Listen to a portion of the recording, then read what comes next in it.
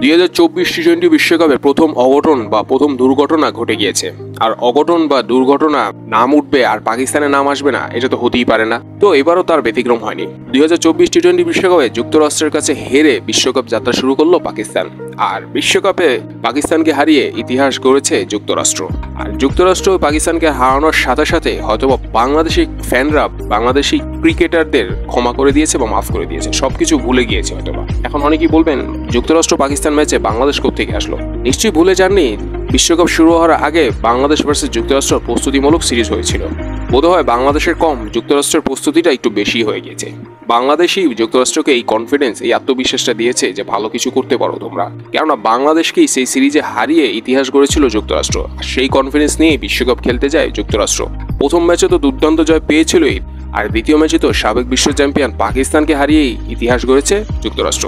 আর বাংলাদেশকে যখন সিরিজ হারিয়েছিল তো তখনই শুরু হয়ে গিয়েছিল বাংলাদেশকে নিয়ে তুরকালাম বা সমালোচনা। তো এবার পাকিস্তানকে হারানোর পর যুক্তরাষ্ট্র নিশ্চয়ই সবকিছু ভুলে গিয়েছেন। কেননা পাকিস্তানের মতো দল যদি যুক্তরাষ্ট্রের কাছে হারতে পারে তো বাংলাদেশ তো কিছুই না। তো শুরুতে টস হেরে ব্যাটিং করতে নেমে সবসময়ের মতো ব্যাটিং ব্যর্থতা পাকিস্তানের টপ অর্ডারদের।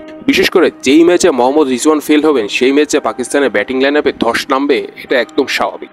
আর যুক্তরাষ্ট্রের পক্ষে এটার ব্যতিক্রম কিছুই হয়নি। মোহাম্মদ রিজওয়ান আউট মানেই পাকিস্তানের ব্যাটিং লাইন আপে ধস।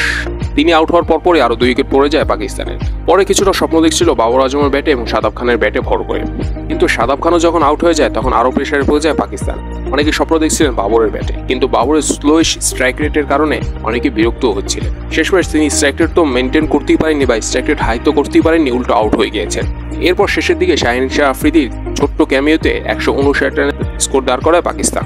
অনেকেই ভাবছিলেন এই রানটা ডিফেন্ড করে ফেলবে পাকিস্তান, কেননা বোলিং লাইনআপটা খুবই স্ট্রং। মোহাম্মদ আমির, শাহিন শাহ আফ্রিদি, নাসিম শাহ, হারিস রৌফদের মতো বলার রয়েছে।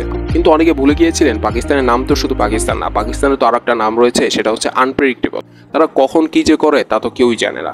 নতুন বলে শাহিন শাহ আফ্রিদি উইকেট নেওয়া এক্সপার্ট হয়ে গিয়েছিলেন, কিন্তু সব ভুল প্রমাণ করে দিয়ে শাহিন শাহ আফ্রিদি, মোহাম্মদ আমির, নাসিম শাহ নিজেদের ব্যক্তিগত প্রথম ওভারে এসেই ব্যর্থ হয়েছেন।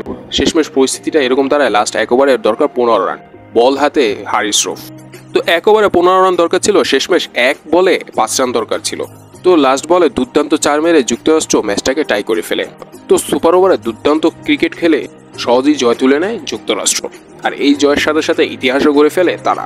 তো দর্শক, আপনারা জানাতে পারেন পাকিস্তানের বিপক্ষে যুক্তরাষ্ট্রের জায়গায় যদি বাংলাদেশ থাকতো আর 160 রানের টার্গেট থাকতো, বাংলাদেশ কি কখন নিতে পারতো? আর যদি নিতে পারতো বা ম্যাচটা টাই হতো, সুপার ওভারে কি বাংলাদেশ জিততে পারতো? কেননা আমরা প্রত্যেকেই জানি বাংলাদেশের নার্ভ কতটা দুর্বল।